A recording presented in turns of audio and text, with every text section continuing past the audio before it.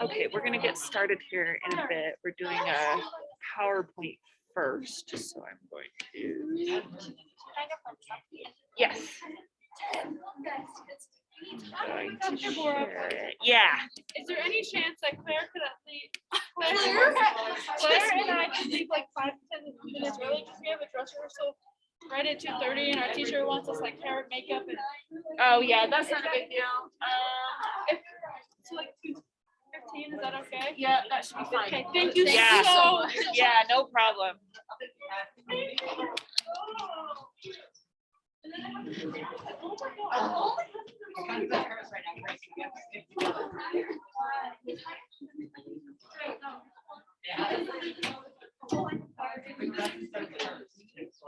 Literally curse, except for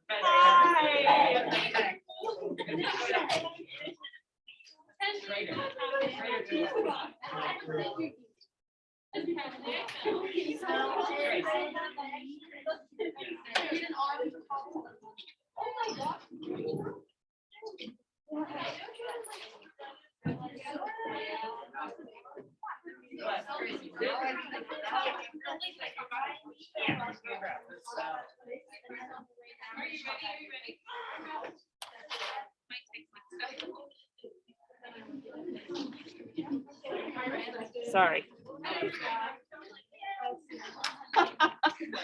Just bouncing around. Why don't you hand those right to me so that I make sure that I have There after it happened or what? like on stage? No, I Did you was. keep dancing? Yeah, I just keep dancing, you know? After Just I rolled hopping around. Thank you. Okay, so for this first part, I need to be in front of the class for a minute. So hopefully you can hear me. I've got the microphone set up.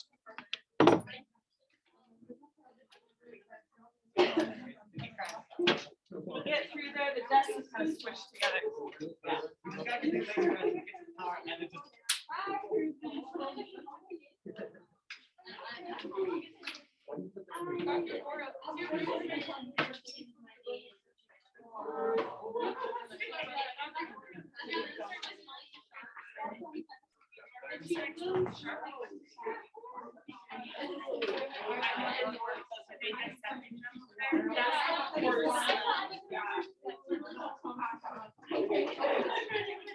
Okay, take out some paper for notes.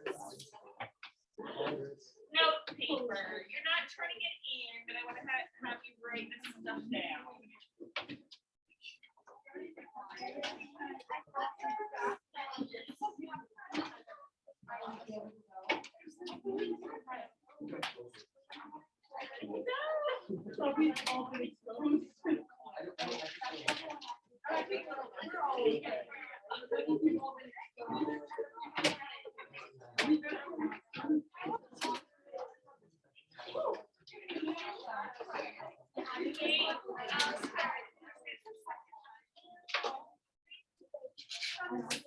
So sad. I would be. All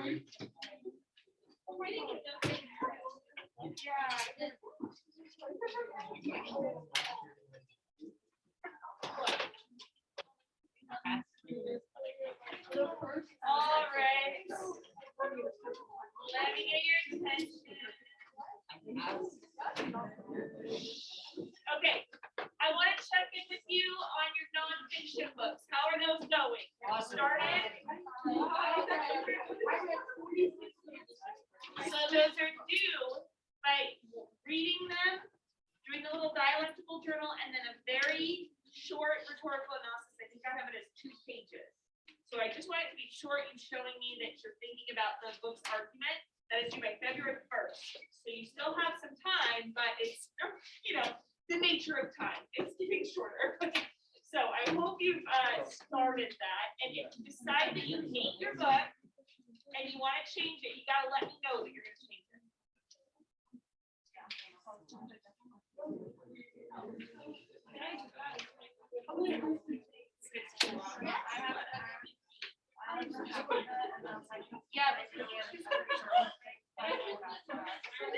Yeah, that's speed. Speed. Yeah, it's probably like 230 pages. I don't think so, and it's essays. So they can go.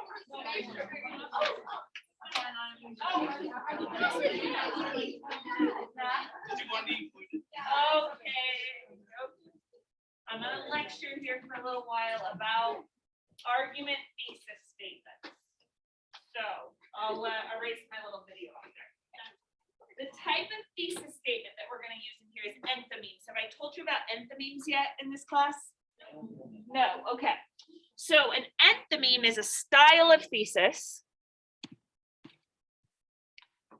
And it's when you have a claim plus a reason, and usually those are separated by the word because, not always, but they often are because of how they're set up. So no, we're just taking notes first. I've got something else. So if you never remember that word enthymeme, this is why it's not a word of the day. That's okay, but this is the structure of thesis statement I want us practicing with. And part of that is because we're going to get away from a 5-paragraph essay. So in a 5-paragraph essay, I'm going to erase our American Blue question. In a 5-paragraph essay, you're usually used to what's called the three-pronged thesis statement, which is your claim plus 3 reasons. So you would say, we should wear masks in school because it, stops spread of disease. I'm getting this off the top of my head. Case numbers are high, and we want to stay in school. Okay, so let's say, you're writing a paper and you're like, okay, this is a 5-paragraph essay. I need to have 3 separate reasons. And then in a traditional 5-paragraph essay, it would be like, this is the paragraph 1, this is paragraph 2, this is paragraph 3. If it's an argument essay, usually you do, here's my counter argument. And a lot of times you've been taught to say something like, some people believe that masks don't stop the spread of disease, that the case numbers are not high, and that we should have at-home learning. But I say, no, this is my argument, right? And then you have a conclusion. Okay. This is kind of a terrible style of essay. And we've talked a little bit about why. But the main thing is that it creates a list. It's not a single argument, it's 3 separate arguments. And if you're only devoting 1 paragraph to each of your reasons, you're not fully explaining the impact of those reasons. So what we want to do with the enthymeme is try and get away from that 5-paragraph format by making you only focus on 1 reason why you're administering. So you won't be able to say everything. Like, look at this example. This is me speaking to my husband. We should go see Spider-Man No Way Home this weekend because it will be leaving theaters soon. There's like a whole lot of reasons to see Spider-Man. Guys discussed, how hot everyone is. Or because it's a great movie, or because everyone's talking about it, or because I don't want it spoiled and so on. But I've narrowed it down and I'm only going to talk about how it is leaving theaters. And that's what my essay will be about. So because of that, enthymemes do contain assumptions inside them. They're not a complete logical structure. A complete logical structure is like A and B are true, so therefore C. And an enthymeme is missing one. So instead, you're saying, so if I were to talk about that missing piece, I'd say something about how it's better to see movies in theaters, but I'm just going to assume that in this structure. That's just something to be aware of. That's right.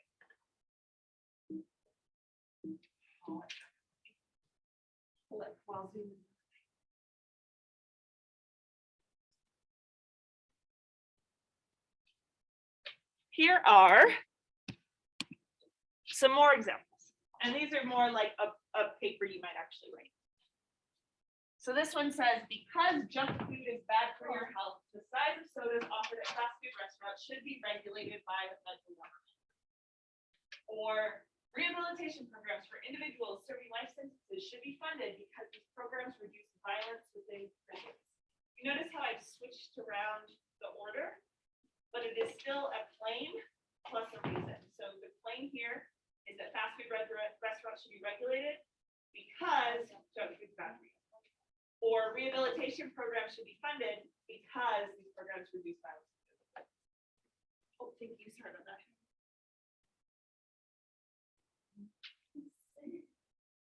You just got here. It was such a struggle.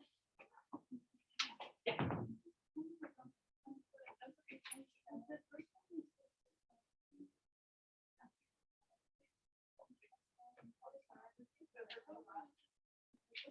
No, that's a great question. You can absolutely start a sentence with because. It's just that this is a dependent clause, so you need to have a comma after that clause before your independent clause. But yeah, you definitely can. It just depends on where you put the comma. Yeah. Yes. Okay, and then the last one is the one that we're going to kind of work with a little more. It says, since Americans often assume wealth is evidence of hard work and merit, we tend to believe that economic prosperity proves the existence of the American dream. So when people are doing well money-wise, that means the American dream is true. I've got my claim, which is we believe economic prosperity proves the existence of the American dream. And I've got my reason. I've used the word since instead of because, but it's the same setup. Okay, that's one style of thesis statement. So you have enthymemes written down, right? Here's the second style of the thesis statement you might want to use, and it's called a counter-argument thesis statement. This probably has a counter.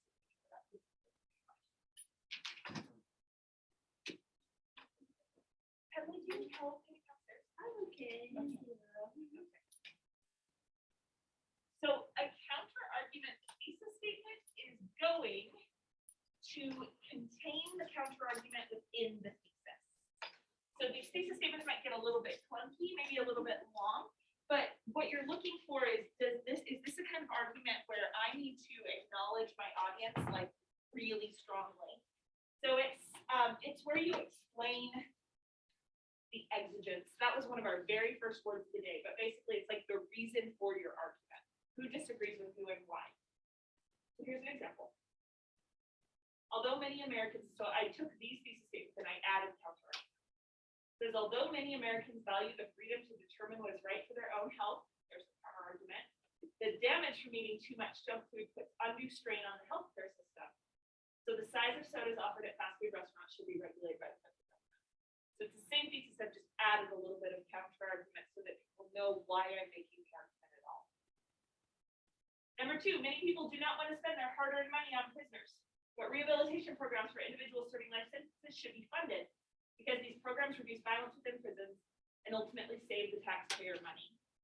Both of these theses, I've added a little bit onto it, like undue strain on the healthcare system or ultimately save the taxpayers money, because I'm trying to directly address that counter argument right in the thesis.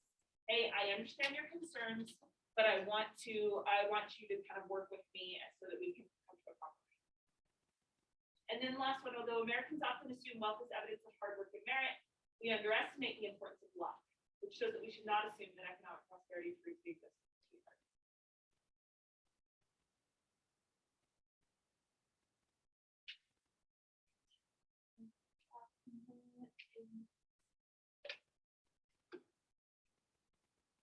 And neither of these are like bad mistakes. You could choose one or the other.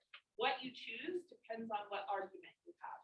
If you have an argument, maybe this is the next slide. No.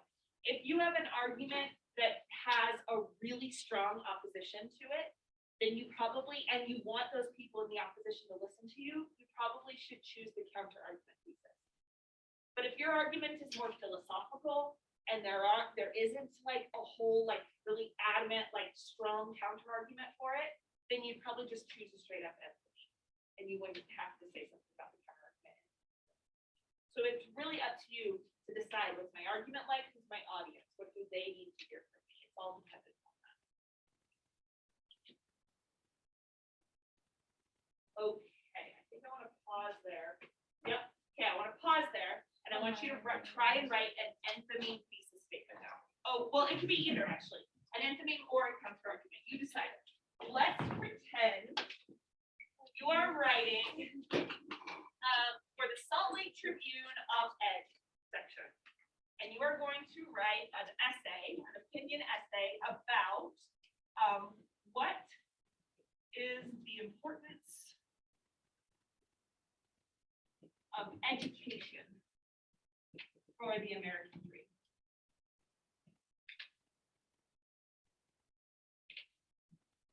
Or you, if I worded that differently, it could be like, how important is getting an education for the American dream?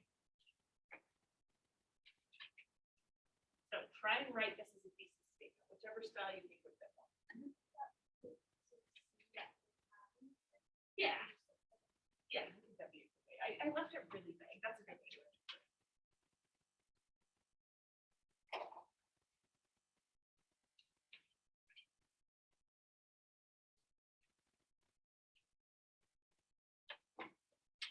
If you didn't hear that, I'm having you write a thesis statement now, either kind, about what the importance is for education in the American dream.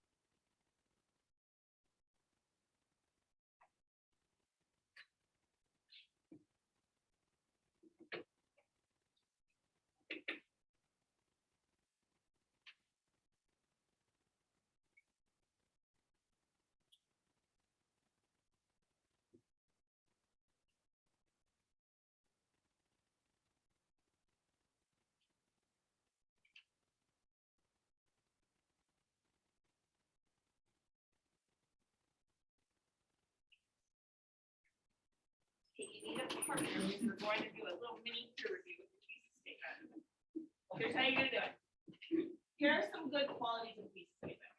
Grammatically perfect. It's the most important sentence in your entire paper, so make sure the grammar works. 2, literal language. So no metaphors, no cliches, nothing that is meant to be like figurative, but actually like we haven't talked about idioms yet, but we will. Actually, literally what you need in your argument. Yes. Specific, that it's focused on a single reason. They're not trying to fit too many reasons in there. That it's debatable, like it's open to disputes, or it's like, I say controversial, but I don't mean like controversial in the way that it's gonna like cause someone to like punch you. I just mean like there's points of controversy there. And that it is interesting. I put exclamations on that point because honestly that's the very most important thing. Those AP graders, when they're reading these arguments, they have read hundreds of them by the time they get to yours. So you want yours to stand out as interesting. Are you saying something that not every other 11th grade student in the country will say? All right, pair up, read each other's thesis statements, and then comment on each bullet point. I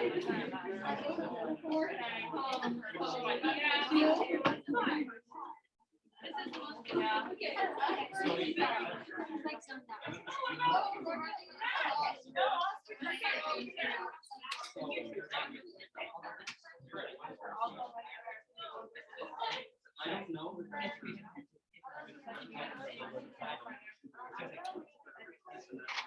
So for this part, you're just gonna have to peer review your own. So see if you think your thesis has each of these bullet points.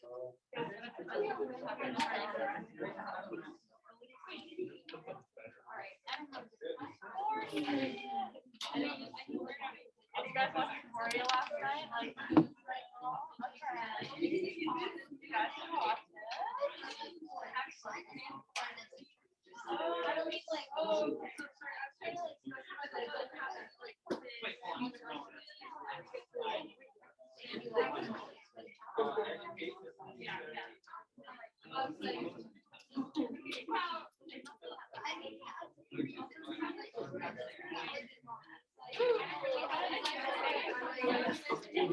Okay, Luke, before you go back, one more thing I want you guys to do. I want you to give that person, the person you were working with, a piece of constructive criticism. Their thesis is not perfect. It takes many drafts to make a perfect thesis, so maybe, but chances are it's not perfect. What is one thing they could do to make it better?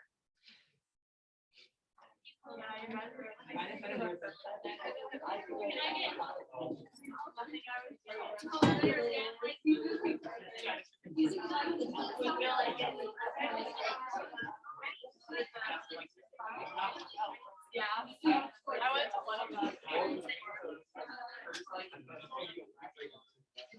Yeah, exactly. Yeah, so like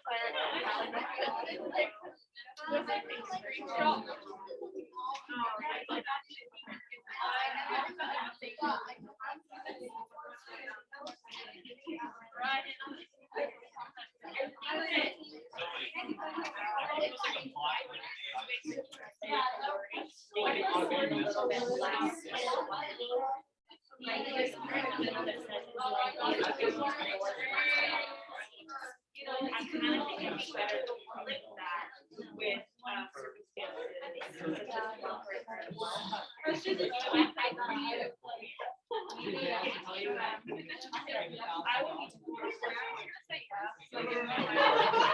and I would just say, however, but circumstances. you get the job with the conversation right there. Really? I know. I did TDMC mine, and I don't know if I got it. Education is useful.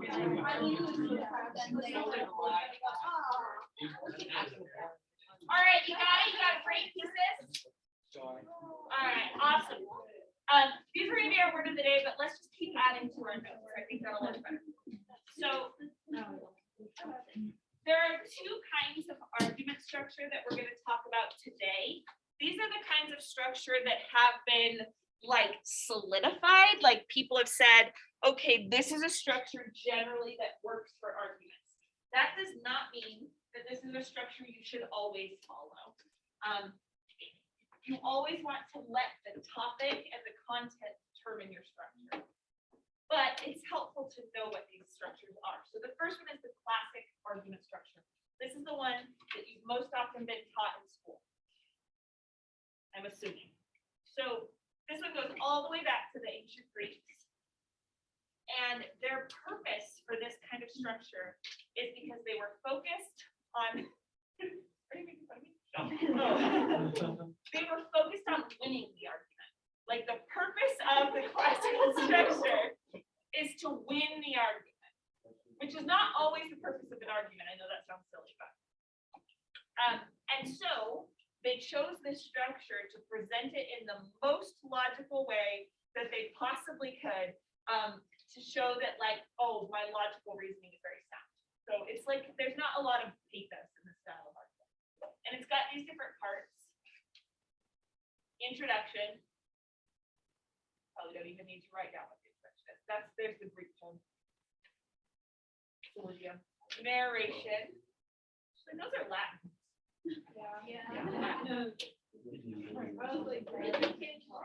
Like when our older.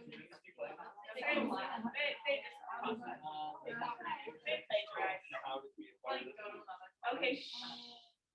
The narration. Write down each of these parts. The narration, which provides factual information and background on the subject. So this is where it explains the exigence. Remember, exigence is the reason for the argument. So this is where it might set up like in my math argument, it's like, oh, over the past 2 years, there's been a lot of debates, over whether or not we should ask people to wear masks in public spaces, et cetera, et cetera. You set up that argument. affirmation is where you are very clear about what your argument is and what the logic to your argument is. So the proof of it, this is where like the stats will come in, the research will come in, all of that. The refutation is where you address the counter argument. So this is where you anticipate what people are going to say to you, and it might be multiple things, and you shut them down. You're saying, nope, that's not true for these reasons. Some people might think this, but that's not true for these reasons. And the important part in a classical argument structure is that this is actually a sincere effort, because I think the mistake that students make the most with this kind of structure is that they'll invent a fake counter argument so that it'll be easy to shut down. Like if your argument is about, you know, everyone should drink coffee in the morning because it makes you happy. That's not a good argument for you to say out loud, sorry. But then you say, some people think that no one should be happy. But me, the argument writer, I believe that people should be happy, and so you should drink coffee, right? Like that's not the counter argument. The counter argument is that too much caffeine is really bad for you, that you become desensitized, and you just need more and more caffeine. Like there's a lot of counter arguments, but it signals to me that the writer is scared to address the real counter arguments, right? So it makes their logic fall apart. So it's got to be sincere. And then in conclusion, you remind them of why it's an important issue. So you say, and here's why, you know, ultimately my argument is going to make the world better.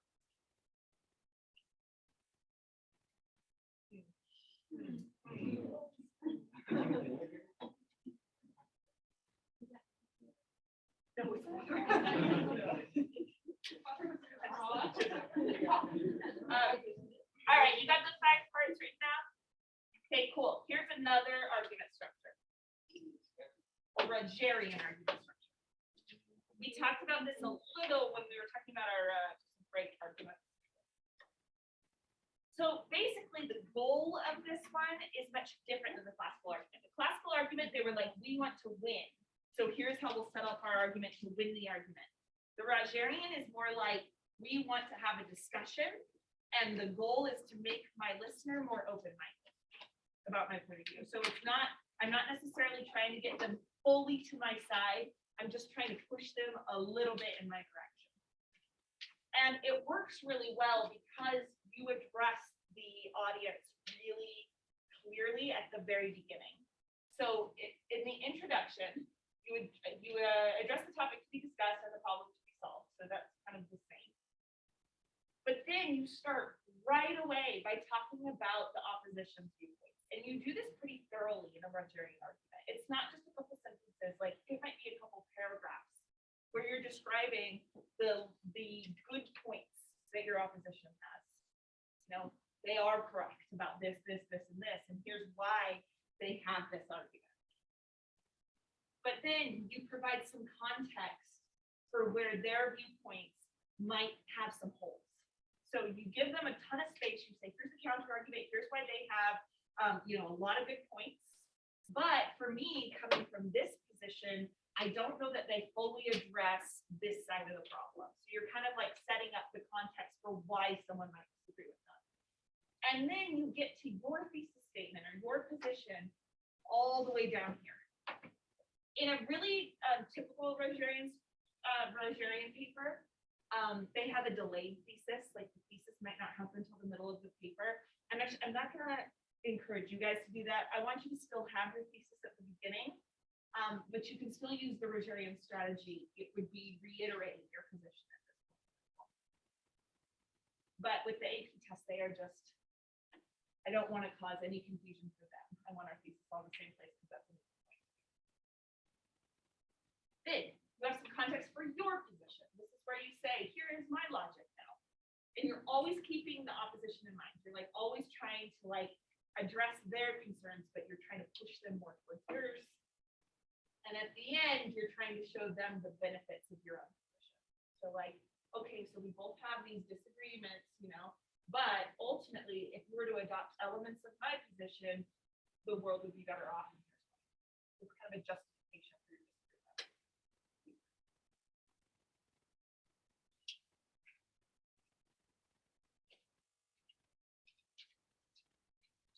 Yeah, so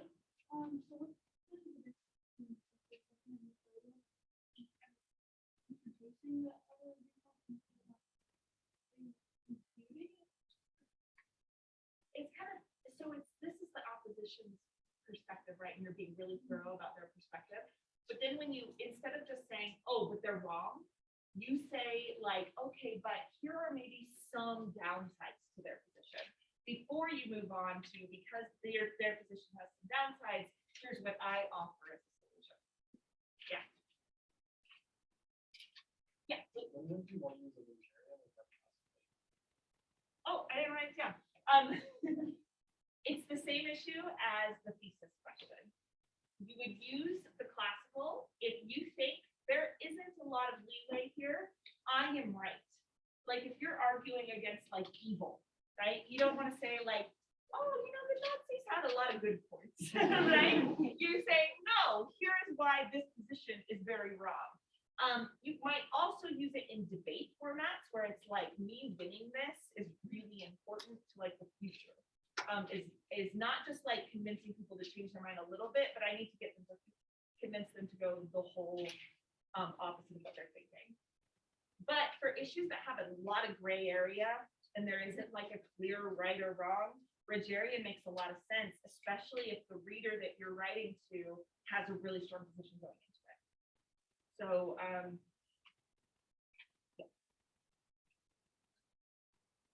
the Spider-Man debate. The Spider-Man debate about which one is the best Spider-Man. There isn't a clear right or wrong there, right? I guess for some of you there is, but really there isn't. But she knew going into it that her audience had a certain perspective about what the right answer was. And so she started by finding common ground. And that would be a Rogerian. Okay. Any more questions? Yeah. Again, either side is correct. You can also mix the thesis statements. Like you can have the counter argument thesis with the classical argument structure. It works that way. You can match that like that. And it's all dependent on what your argument is. Yeah, there isn't always a right or wrong answer for which one to choose. Yeah. How strong your opinion is and how strong your reader's opinion is. Yeah. Okay, then. Take your education thesis statement, the one about the American Dream and education. I want you to choose which structure you think would fit best with that. And I don't need you to write anything for this. I just want you to explain to your partner why you think this would be the best structure and how it would go.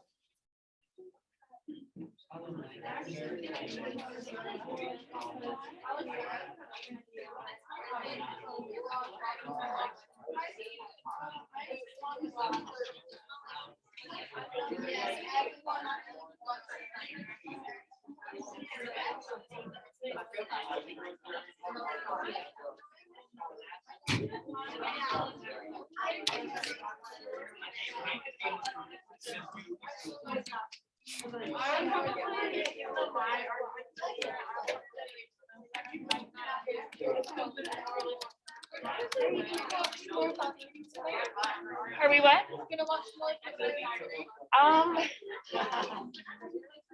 Yeah, let's watch a little bit more. We're mostly gonna watch it on Friday, but we can watch a little bit more. Yeah.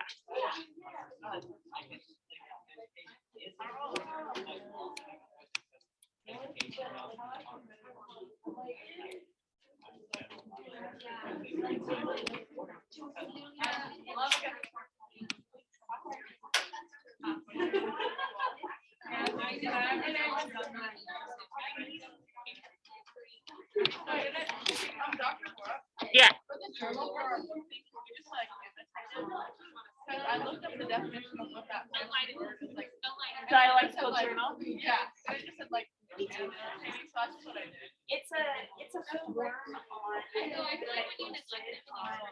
on that assignment, and it's like that's what I did. You just have to find it.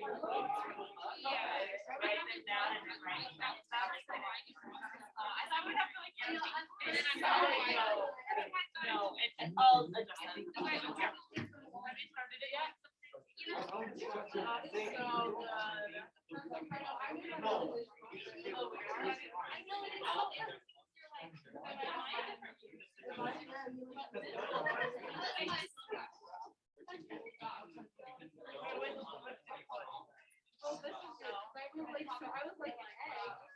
Oh, yeah. All right. So.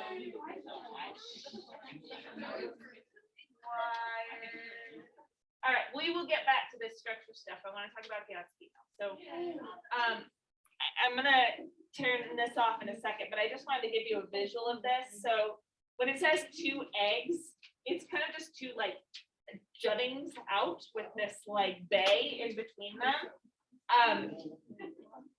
Queens is to the left there, the Bronx is to the north, and they're over here in Long Island, right?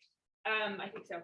And you've got this West Egg, which he calls the less fashionable, and East Egg, which he says is the fashionable. And East Egg is where Daisy and Tom live. So that's kind of like what the map could look like.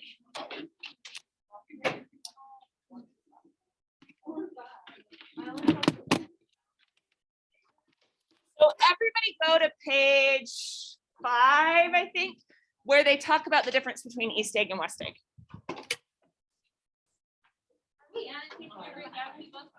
No. Hey, are you? We're not annotating Great Gatsby. I literally did annotation. That's why I didn't get through the first chapter. No, it's just like a paragraph. I've read The Great Gatsby like 4 times, so I zoomed through it. Oh I was yeah. like, this is great. I've done it. Me You too. gotta watch the movie. I know. It is so good. Where? Okay. Okay, it's page. I was right. It is page 5. Oh. Thank you so much. Okay, so let's look at how he describes the differences between the 2 places. He says, I live at West Egg, the less fashionable of the 2. Though this is a most superficial tag to express the bizarre and not a little sinister contrast between them. So when he says that West Egg is less fashionable, what does that mean for a place to be less fashionable? Yeah, Kaylee. People would rather admit to living somewhere else. Like, it's a little bit not this beautiful, but like less. Yeah, and it's not in the way that like it's dangerous to live there or there's more crime there or even that like the houses are smaller. It's more like it's just not as cool of a place to live. Yeah. I think it's also partly like how well known it is. So like I grew up in Oregon, so when people ask me where I'm from, I'll just say Portland because nobody knows where Gresham Troutdale is. Yeah. So it's just more of a well-known. Okay, good. So if you're thinking about like the eggs, maybe East Egg is what the like everybody thinks of that area, and West Egg is this outside thing, but you're gonna stick with the one that has a good reputation. Yeah. This makes me think like in Daybreak, you know, you got like all the normally it's pretty nice, then on the lake it's like really fancy, and it's still Daybreak, but you know, the lake is more. So everyone knows like this is the fashionable place to live. Yeah. To me, it also reminds me of like the avenues in Salt Lake versus Daybreak. Because even though the houses in Daybreak cost as much and they are way, way bigger and they are way newer, there is still a kind of like, I don't know, assumption that the avenues in Salt Lake is like a little more like, I don't know, established maybe, or a little like classier in weird ways, even though the houses are a lot smaller. I hate to be the one to break that to you if you didn't know that already, but it's true. It's like, oh, you live in the city, you live near downtown, you're in these houses that have been around since turn of the century, you know. Yeah, Claire? It kind of reminds me of like the notoriety of it, like in like colleges at least, like the Ivy League. Yes. And, like, even though you might get the education, the thing as like the state school. Yep. The prestige and the society and like, the class and all the old money that's in those institutions that makes it so good. Yes, exactly. It's the fact that people have lived there for, you know, certain names, certain famous names have lived there over and over again or gone to these schools. And so you're like, oh, that's the one that is worth the most then. Yeah, it's true. It's like in writing programs, the Ivy League schools are not the best writing programs in the country. It's like University of Iowa or University of Wisconsin have much better writing programs. But still, if you go to Harvard to get your writing degree, that's going to be looked at as so much better, you know? Okay, so less fashionable. My house was at the very tip of the egg, only 50 yards from the sound, and squeezed between two huge places that rented for 12 or 15,000 a season. The one on my right was a colossal affair by any standard. This reminds me so much of the Queen of Versailles stuff. A colossal affair. It's like he's called. Have you heard the term McMansion? A McMansion is like, it has no like architectural integrity. It's not like it was like there wasn't an architect who chose a particular style and said the whole house is going to be this way. It's just like whatever you could throw on that's going to make it the gaudiest, richest, like fanciest place. We'll just put all that together. And it sounds like this is what it is, because he says it's a factual imitation of some Hotel de Ville in Normandy with a tower on one side, spanking new under a thin beard of raw ivy, and a marble swimming pool and more than 40 acres of lawn and garden. It's just over the top. And that was Gatsby's mansion. Or rather, as I didn't know Mr. Gatsby, it was a mansion inhabited by a gentleman of that name.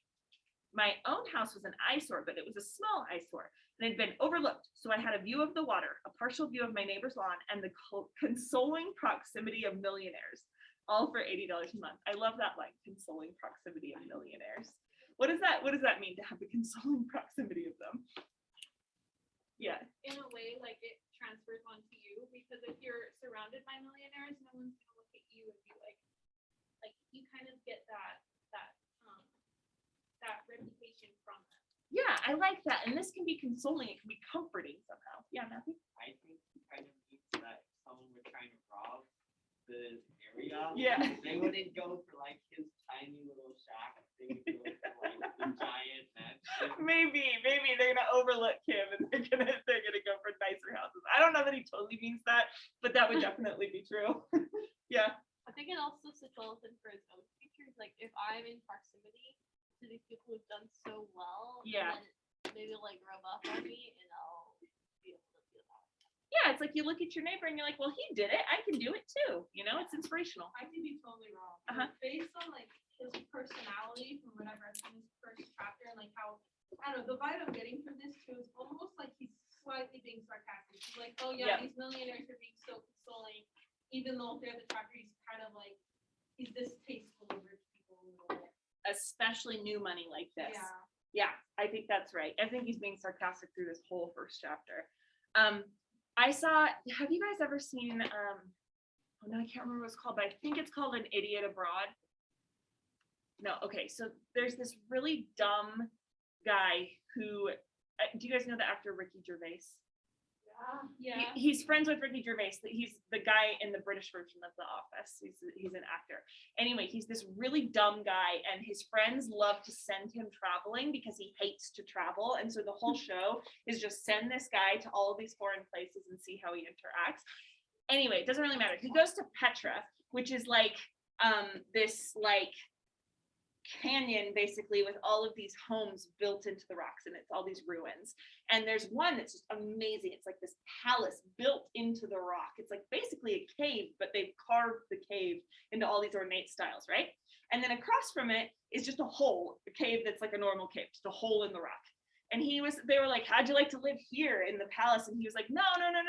I want to live in the cave. And they're like, why would that's so stupid, like, you idiot? And he's like, well, I don't care. Like, every day when I wake up, I'll get to see the beautiful mansion across the street and enjoy it from my view, you know? And if I were in the beautiful mansion, I wouldn't be able to get to enjoy the outside of the mansion. I think there's part of that here too. It's like, it's aesthetically beautiful and you don't have to pay for it. Nice. All right. Here's the other side. Across the Courtesy Bay, the white palaces of fashionable East Egg glittered along the water. And the history of summer really begins on the evening I drove over there to have dinner with the Tom Buchanans. Daisy was my second cousin once removed, and I'd known Tom in college, and just after the war, I'd spent 2 days with them in Chicago. Was it? Yeah, we got it. Thank you. Her husband, among various physical accomplishments, had been one of the most powerful ends that ever played football at New Haven. A national figure in a way, one of those men who reached such an acute, limited excellence at 21 that everything afterwards savors of anticlimax. His family were enormously wealthy. Even in college, his freedom with money was a matter for reproach. now he'd left Chicago and come east in a fashion that rather took your breath away. For instance, he'd brought down a string of polo ponies from Lake Forest. It was hard to realize that a man in my own generation was wealthy enough to do that. And then a little bit later down, it describes the house. It says, their house was even more elaborate than I expected. A cheerful red and white Georgian colonial mansion overlooking the bay. The lawn started at the beach and ran toward the front door for a quarter of a mile, jumping over sundials and brick walks and burning gardens. Finally, when it reached the house drifting up the side in bright vines, as though from the momentum of its run. The front was broken by a line of French windows, glowing now with reflected gold and wide open to the warm, windy afternoon. And Tom Buchanan in riding clothes was standing with his legs apart on the front porch. Okay, tell me about the difference then between Tom and Daisy's side of town and their house compared to Gatsby's McMansion and how he describes it. Yeah, Kaylee. So the way he describes it is that he had that part, Uh-huh. like, oh, it's an imitation of this fancy thing, but then they also added this. And like, Yeah. oh, it was elaborate, but it was like a classic this. Mm-hmm. It also seems more lived in, because he like says that like the windows are open for like warm day and all of that. So it just seems like he sees it as not relatable, but less fake. Good. And I like that it's lived in, and that creates like this idea that it's not fake, because it's like, it's almost like, oh, well, they need this. This is what they used to live, instead of, oh, this is just imitating. It's just him trying to look like something else. Yeah. Well, I think also with the Buchanan, it's more like the new fashion and not what's been used for generations, because Gatsby's more like classical, and I feel like the Buchanans are just like, oh, this is what's new, this is what's fresh. But how long does fresh really last? Oh, that's interesting. I feel like he respects Gatsby's like style. I kind of think it's the other way. I think it's because he uses this word colossal when he's talking about Gatsby that feels really negative to me. To call someone something colossal, it's like, you didn't need this big space, right? Well, I was just thinking because of the way he was saying that the way that Buchanan spends his money. Yes. Approachable. That's where I'm Yes. getting it from. Okay, good. There's also a way that he's talking about the people who live in this space and the way that they spend money so freely and they move around so freely. Did you notice in this chapter how much it refers to people moving? Remember when he walks into the room and the curtains are fluttering and their dresses are fluttering? In fact, let's look at that. Next page. The only completely stationary object in the room was an enormous couch on which two young women were buoyed up as though upon an anchored balloon. They were both in white, and their dresses were rippling and fluttering as if they had just been blown back in after a short flight around the house. I must have stood for a few moments, listening to the whip and snap of the curtains and the groan of a picture on the wall. Then there was a boom as Tom Buchanan shut the rear windows, and the cot wind died out of the room, and the curtains and the rugs and the two young women ballooned slowly to the floor. I love this image. He walks into this room and there's just like all this like movement in the curtains and their dresses, just like fluttering around the room. And it reminds me a lot of them talking about how Tom could just move where he wanted to. Oh, he wants to move to the east. Okay, he'll take his entire fleet of ponies with him. Or he wants to go over to, where was it, Chicago? Yeah, go and do that for a couple years. And he just gets to flutter around to all these different places because he can afford to, you know? And he has this security in his wealth. Even if he lost all of his money, he still has a family that has all their money, and they can just give it to Tom and he'll be fine. So it's this like old money versus new money. The new money seems to be the one that's trying to show off, and the old money seems to be like, well, we have our windows open, we live in this place, this is appropriate for us. All right, one more thing I want us to do. We are gonna, in about 15 minutes, we're gonna watch more of Queen of Versailles. Yeah. But I want us to figure out a little bit more about these characters. So in your groups of 4 or so, I want you to find one quote that we have not discussed yet that you think reveals the character of these 3 people. So one quote each. What's one quote for Daisy, one quote for Nick, one quote for Tom? Okay. And then I will check back in to see which ones you chose.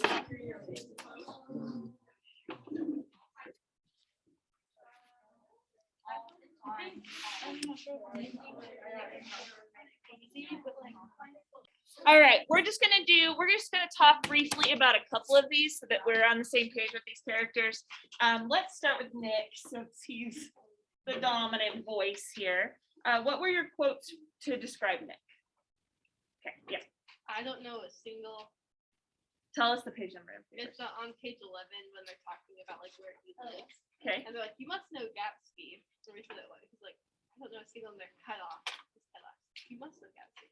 But it's just funny because he's so closed off. He doesn't really interact with people that much. But he's still judgmental of them. So he still like has an opinion about Gatsby in his house. Even okay, so it's like, you live in West Egg, she remarked contemptuously. I know somebody there. And he's like, I don't know a single, like, I don't know anything about that. And you must know Gatsby. So it's like, it's insisting on him. And he says, and then Daisy jumps in and says, Gatsby, demanded Daisy, what Gatsby? So what does this reveal about Nick, that he gets cut off like this? well, he's not a very dominant personality, and it's also showing he's not interacting with his neighbors and the people he's in close proximity to. Yeah, okay, good. I like that. He's kind of a loner. He loves the consoling proximity of millionaires, but he's not going to talk to them. And we even see that when he's out on his lawn that night and he sees Gatsby. And I could just imagine Nick kind of like slinking into the shadows so he doesn't have to say hi to his neighbor. You know, it also seems like Gatsby's being very private in that moment. Okay, what's another Nick quote? Yeah, Kat. He just did this annoyed me, and that's it. Where is that one? On page Oh. 10. Yep. And we thought it was funny because he just a very abrupt person. His feelings doesn't outwardly tell people, but all his thoughts, he just knows exactly how it goes. Yeah, I really like that. He's observant of himself too. We talk so much about how Nick is like a really good judge of character. At least like he seems to be really careful about how he's describing everyone else. But he also knows himself. And when Tom says never heard of them, he marked decisively, this annoyed me. And you get his sense of annoyedness. Is that a word? No. Annoyance. When he says, you will. I answered shortly, you will if you stay in the East. Like, well, I'm going to be a big deal, so don't you worry about it, Tom. I think we are very clear that Nick does not like Tom in this chapter, right? He really thinks Tom is A bad word. Yeah. he's what's a word? What's a better word for he's a jerk. He's a jerk. I like it. Okay. Okay, tell me a quote for Daisy then. Describe Daisy. Yeah. It's on page 17, and it's when she's like talking about her daughter. She said, "I'm glad it's a girl, and I hope she'll be a fool. That's the best thing a girl can be in this world, a beautiful little fool." Yeah. And it kind of shows that like she has a lot of sarcasm and she's really witty, but at the same time she has like underlying tones of seriousness. Like this kind of bad that like the best thing that we can be is stupid. So I kind of want to get rid of this like Yes. like stereotype, but at the same time I'm gonna make fun of it. Yeah, and I'm almost going to live within it without making too big of a stink about Yeah, it either. That line is so interesting because of the way Nick takes it too.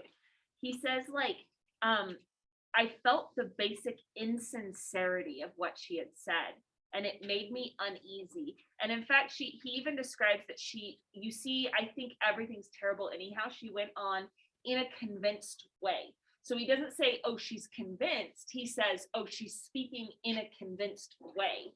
So Nick doesn't believe that Daisy is sincere at all in the way she describes the girl. Why would she say that if she wasn't sincere though? Like that seems like such a sad thing to say. Oh, my daughter is like gonna have a horrible life because she's a girl. So why say it at all, especially if you don't believe it? Keely? So I think in a way, when he's talking about her daughter, she's actually talking about himself and like what happened to her. And I think in a way it's like a cry for help, but she doesn't feel like she's in a position to get help. So this is like the best she can do. She's like, oh yeah, it's a hard world for a girl. Hint, hint, nudge, nudge. I'm struggling here. Yeah, and instead of Nick saying like, oh yeah, I get it, like, you know, sisterhood or whatever, Nick is like, shut up, little rich girl, you know, why are you putting this on? Like, you're fine, stop playing the victim type of thing. Any other Daisy quotes? Yeah, Lexi. It's this one that just says, "What a certain word spoke her tongue." Okay. As if her heart was trying to come out. She spoke one of those breathless, silly words. Wait, where is it? Um, I don't have this part. halfway down Oh, okay, yeah. So this was untrue. I am not even faintly like a rose. She was only extemporizing, but a stirring warmth flowed from her, as if her heart was trying to come out to you, concealed in one of those breathless, thrilling words. So what does that tell us about Daisy?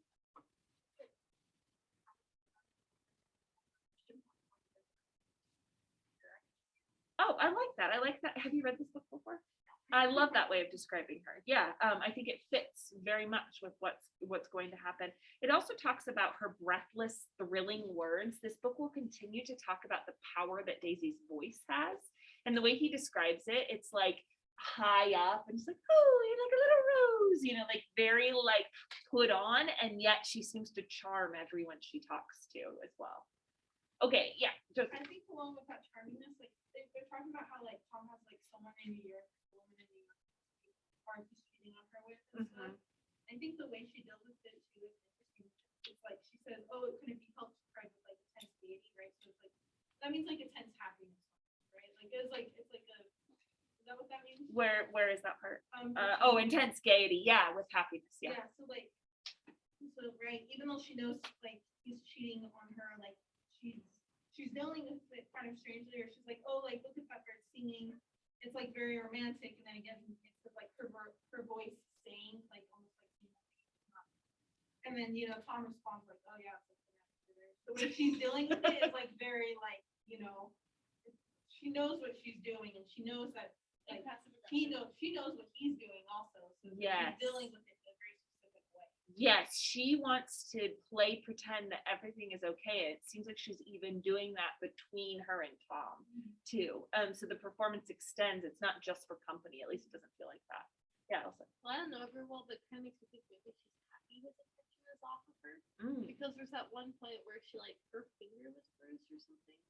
It's like serves me right mirroring like such A brute. of a man, Uh-huh. like a hulking man or whatever. Yeah. Like maybe he's abusive and she's happy that he's not paying as much attention to her anymore, because then she'll be a little more free to live her life the way she wants to. That's interesting because she does talk about like, oh, I hope it's a girl. I hope it's a fool, because the best thing a girl can be is a fool.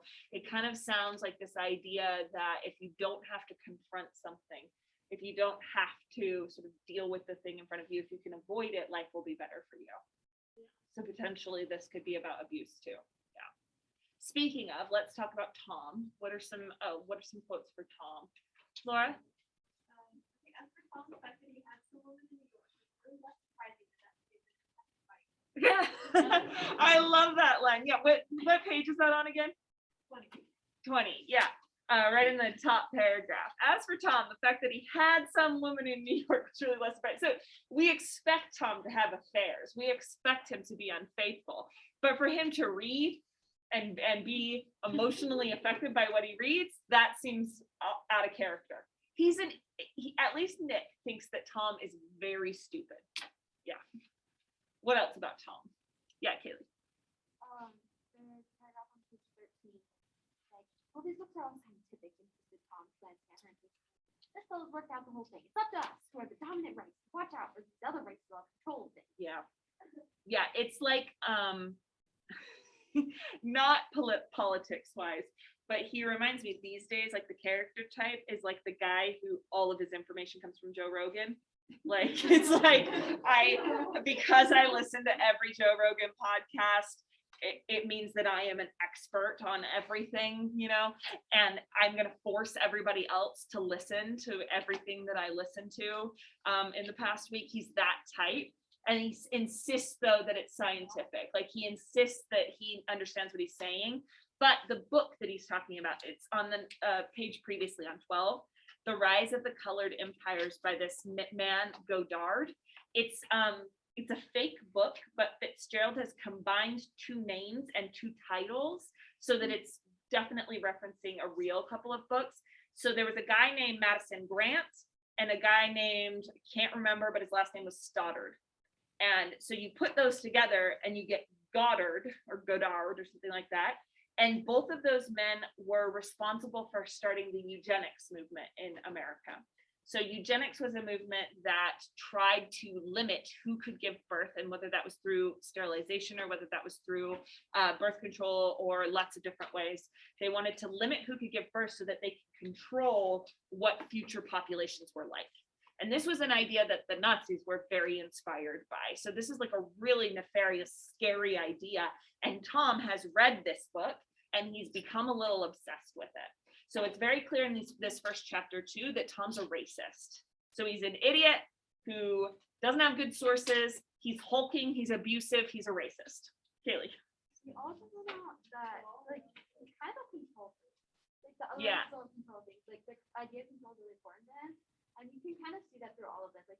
Like, he doesn't want to control Daisy's actions, especially, he doesn't want her doing anything he's not okay with. And, like, he just likes to be in control, and he gets that control through, his money, but also, like, physical strength. Yes. Yeah, I think that's right. And maybe this goes, Psych 101, maybe this goes back to the idea, at least that Nick thinks that he peaked in high school. He's like, oh, he was high school quarterback or tight end or whatever it was, and that was the best he's ever gotten. And so maybe like his life feels out of control, and this is the way that he can maintain that control, is by sticking with that like prowess that he once had. Yeah. I think he's also really insecure Yes. because he feels like he has to portray his strength and his dominance. And I think Nick picked up on that really fast. Because I think he wants my approval. He wants everything. Yeah, I think that's right. He does seem very insecure. Is there another place where his insecurity comes out? Maybe like he broke out violently. Oh, there we go. Look on page 13. And it's where he's saying like, it's all scientific. And do you see, we're Nordics. He's trying to like explain this racist idea. And Nick says there was something pathetic in his concentration, as if his complacency, more acute than of old, was not enough to him anymore. So I think that's where we get this idea of his insecurity too. Yeah, deep insecurities in this guy. Tom's an interesting guy, not pleasant, but definitely interesting. And he's a familiar type. I think that's part of what makes Gatsby so successful, is like all of them are familiar types. The introvert wallflower who stays on the side and like doesn't want to get involved, or like the Daisy is like the rich white lady who's like sees her own, issues. It sucks being a woman, but doesn't really realize how it would suck being, a poor woman or a Black woman or whatever. And then you've got Tom, the high school football player, Joe Rogan. So they're good. So I want to watch a little bit more of Queen of Versailles because I didn't think we would find time to finish this. He's a podcaster. He used to be the host of Fear Factor. Oh, Joe Rogan? Yeah. He's He's strange. He's Or his mostly, he's kind of all over the place. Like I would say like mostly liberal.